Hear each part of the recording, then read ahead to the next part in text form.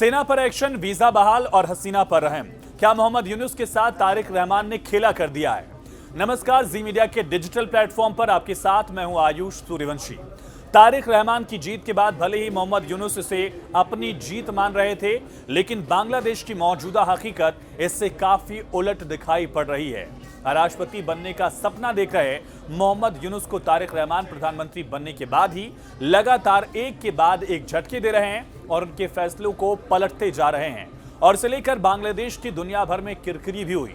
तारिक रहमान जिस तरह से फैसले ले रहे हैं उसे बांग्लादेश की राजनीति में एक नई शुरुआत के तौर पर देखा जा रहा है। दरअसल भारत और बांग्लादेश के रिश्ते पिछले कुछ समय से बेहद नाजुक दौर से गुजर रहे हैं। ये बदलाव लोगों को एक नई उम्मीद भी दे रहा है कि शायद अब हालात दोनों देशों में बेहतर हो जाएं, रिश्ते दोनों देशों के फिर से बेहतर होने की उम्मीद है।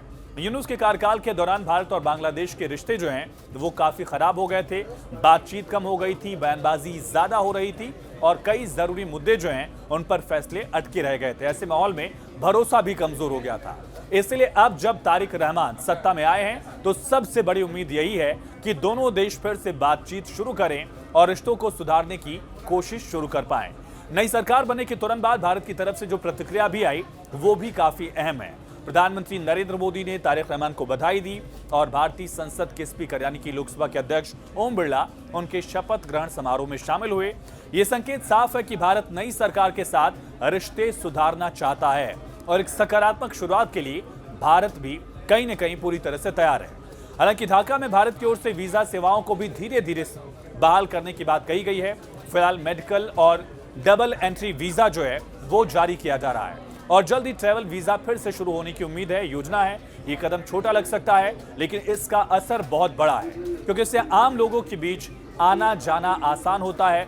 रिश्तों में जो गर्वाहट है वो फिर से शुरू हो जाएगी। लेकिन ये भी सच है कि सिर्फ नई सरकार आने से सारी समस्याएं खत्म नहीं हो जाती, बल्कि पिछले 1.5 साल में जो दूरी बनी है उसे खत्म करने में वक्त लगेगा। गंगा जल समझौता, सीमा सुरक्षा, अवैध घुसपैठ के साथ ही व्यापार और मेडिकल टूरिज्म जैसे कई मुद्दों पर अभी भी फैसले बाकी हैं। इन पर आगे बढ़ने के लिए दोनों देशों के बीच भरोसा फिर से मजबूत करना जरूरी है। लेकिन तारिक रहमान से उम्मीदें हैं। बांग्लादेश में गृह मामलों के सलाहकार सलाउद्दीन अहमद ने निर्देश दिया है कि 5 अगस्त 2024 के बाद दर्ज सभी मामलों की नए सिरे से समीक्षा की जाए। पुलिस को स्पष्ट आदेश दिया है कि छात्र आंदोलन, अवामी लीग सरकार के पतन के बाद दर्ज हुए मुकदमों की निष्पक्ष जांच की जाए ताकि किसी निर्दोष व्यक्ति को बेवजह परेशान न किया जाए। ये भी कहा कि कानून व्यवस्था बनाए रखना सर्वोपरि है और भीड़ के दबाव में हिंसा के जरिए फैसले करवाने की जो प्रवृत्ति है उसे पूरी तरह से खत्म किया जाएगा। साथ ही उन्होंने माना है कि पिछली सरकार के समय पुलिस पर भी राजनीतिक दबाव रहा, जिससे उसकी कार्य प्रणाली भी प्रभावित हुई है। उन्होंने भरोसा दिलाया कि सरकार पुलिस सुधार आयोग की सिफारिशों को लागू करने के लिए गंभीर है। ये सिफारिशें आने वाले वक्त में धीरे धीरे स्टेप वाइज लागू की जाएंगी।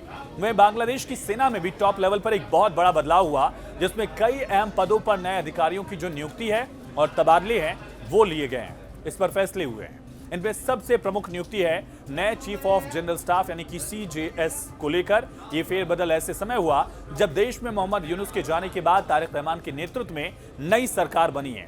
इसे सेना के ढांचे को नए हालात के अनुसार संतुलित करने की कोशिश के तौर पर देखा जा रहा है। इसके साथ ही आपको ये भी बता दें कि तारिक रहमान के नेतृत्व में नई सरकार बनने के बाद बांग्लादेश की राजनीति में कुछ बदलाव देखने को मिल रहे हैं, जिनसे पूर्व प्रधानमंत्री शेख हसीना को राहत मिलने के संकेत हैं। उनकी पार्टी अवामी लीग की जो गतिविधियां पूरी तरह से बैन हो गई थी, उनसे फिर से सक्रियता दिख रही है। आपराधिक ट्रिब्यूनल ICT में उनके खिलाफ जो मामले चल रहे थे अंतर्राष्ट्रीय ट्रिब्यूनल में, उसमें भी मुख्य अभियोजक ताजुल इस्लाम को पद से हटा दिया गया है। और इन सब के बीच यूनुस के सहयोगियों के देश छोड़ने की भी चर्चा तेज है। अल्पसंख्यकों को लेकर भी सुरक्षा का भाव जो है वो दिख रहा है। ये सभी आदेश ज्यादातर सेना मुख्यालय से जारी किए गए। सबसे बड़ा बदलाव CJS के पद पर हुआ, जहां lieutenant general MD manure Rahman को इस पद पर नियुक्त किया गया, जो पहले army training and doctrine command यानी कि ART DOC की जिम्मेदारी संभाल रहे थे। CJS का पद सेना में रणनीतिक फैसलों और साथ ही ऑपरेशनल तालमेल के लिए बेहद अहम होता है। इसलिए नियुक्ति को नई सरकार का एक बड़ा फैसला माना जा रहा है और ये भी इसमें दिख रहा है कि तारिक रहमान के नेतृत्व में सरकार भारत से रिश्ते बेहतर करने की कोशिश कर रही है। फिलहाल इस वीडियो में इतना ही। बाकी तमाम खबरों के लिए आप देखते रहिए जी न्यूज़।